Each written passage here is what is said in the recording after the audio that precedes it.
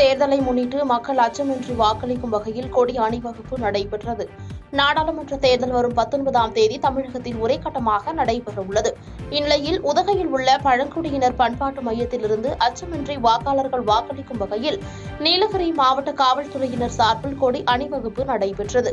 மாவட்ட காவல்துறை கண்காணிப்பாளர் சுந்தரவடிவேல் தலைமையில் மாவட்ட தேர்தல் அதிகாரியும் மாவட்ட ஆட்சியருமான அருணா முன்னிலையில் அணிவகுப்பு பேரணி நடைபெற்றது. பழங்குடியினர் பண்பாட்டு மையத்தில் துவங்கிய காவல்துறையினரின் கொடி அணிவகுப்பு மத்திய பேருந்து நிலையம் வரை நடைபெற்றது. இதில் மத்திய ஆயுத படையினர் உள்ளிட்ட 200க்கும் மேற்பட்ட காவல்துறையினர் கலந்து கொண்டனர்.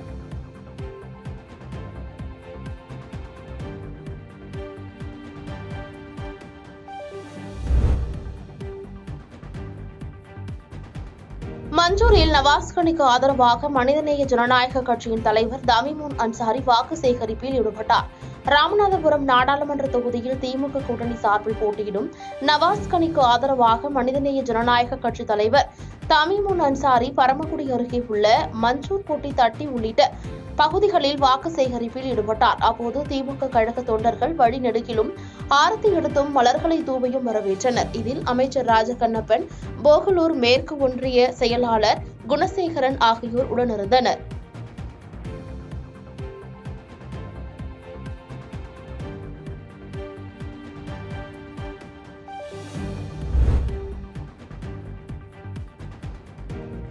சங்ககிரியில் துணை ராணுவத்தினரும் போலீசாரும் கொடி அணிவகுப்பு நடத்தினர். நாடாளுமன்ற தேர்தலை ஒட்டி பாதுகாப்பு முன்னேற்பாடு பணியின் ஒரு பகுதியாக சேலம் மாவட்டம் சங்ககிரி நகர் முழுவதும் துணை ராணுவத்தினரும் போலீசாரும் கொடி அணிவகுப்பு நடத்தினர். இந்நிலையில் சங்ககிரி காவல் நிலையம் வளாகத்திலிருந்து கொடி அணிவகுப்பை டிஎஸ்பி ராஜா தொடங்கி வைத்தார்.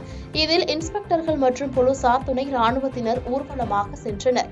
சங்ககிரி பழைய பேருந்து நிலையம், விஎன் பாளையம், சந்தைப்பேட்டை, பழைய எடப்பாடி சாலை வழியாக பயணியர் மாளிகையில் கொடி அணிவகுப்பு நிறைவடைந்தது. வாக்காளர்கள் அச்சமின்றி வாக்களிக்க ஏதுவாக இத்தகைய கொடி அணிவகுப்பை நடத்தி வருகிறோம் என போலீஸ் அதிகாரிகள் தெரிவித்தனர்.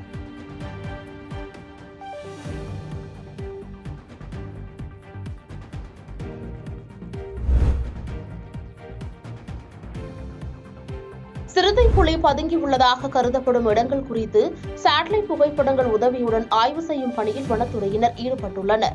மயிலாடுதுறை நகரில் சிறுத்தை புலி ஒன்று நடமாடிய வீடியோ காட்சிகள் வெளியான நிலையில் சிறுத்தையை பிடிப்பதற்கு வனத்துறை, தீயணைப்புத்துறை மற்றும் காவல்துறை இணைந்து தீவிர தேடுதல் வேட்டையில் ஈடுபட்டுள்ளனர். சிறுத்தை பதுங்கியிருப்பதாக கருதப்படும் கூரைநாடு, தெற்கு சாலிய தெரு, வடக்கு சாலிய தெரு, மேல ஒத்தசரகு, கீழ் ஒத்தசரகு, செங்கல் நீர் பிள்ளையார் கோயில் தெரு உள்ளிட்ட இடங்களில் பழங்காவிரி கரைப்பகுதிகள் ஆகியவற்றில் வலைகள், கயிறுகளுடன் தீவிரமாக சிறுத்தை புலியை தேடி வருகின்றனர்.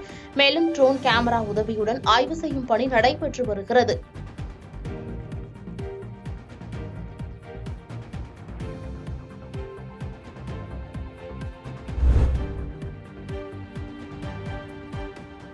நாடாளுமன்ற தேர்தலை முன்னிட்டு 100% வாக்களிக்கும் வகையில் மயிலாடுதுறையில் துணை ராணுவப்படை மற்றும் போலீசார் கொடி அணிவகுப்பு நடத்தினர். மயிலாடுதுறை மாவட்டத்தில் காவல்துறையினரால் பல்வேறு பாதுகாப்பு நடவடிக்கைகள் மேற்கொள்ளப்பட்டு வருகிறது. வருகின்ற 19ஆம் தேதி நடைபெறவுள்ள தேர்தலின் போது பொதுமக்கள் எவ்வித அச்சமுமின்றி வாக்களிக்கும் வகையில் மயிலாடுதுறையில் காவல்துறை சார்பில் கொடி அணிவகுப்பு நடைபெற்றது. மாவட்ட கூடுதல் காவல் கண்காணிப்பாளர் சிவசங்கர் தலைமையில் மயிலாடுதுறை உட்கோட்ட துணை காவல் கண்காணிப்பாளர், காவல் ஆளுநர்கள் மற்றும் மத்திய பாதுகாப்பு படை வீரர்கள் கலந்து கொண்டு கொடி அணிவகுப்பு நிகழ்ச்சியை தொடங்கி வைத்தனர். அருணா பெட்ரோல் பங்க் அருகில் தொடங்கிய அணிவகுப்பு பேரணியானது கால்டாக்ஸ் அருகில் முடிவு பெற்றது. இதில் 115 பேர் பங்கேற்றனர்.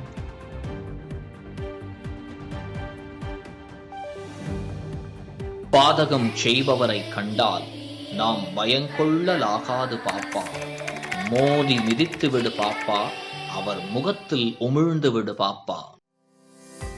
அண்மை செய்திகளை உடனுக்குடன் தெரிந்து கொள்ள இணைந்திருங்கள் இயம்நாடு தொலைக்காட்சியுடன்.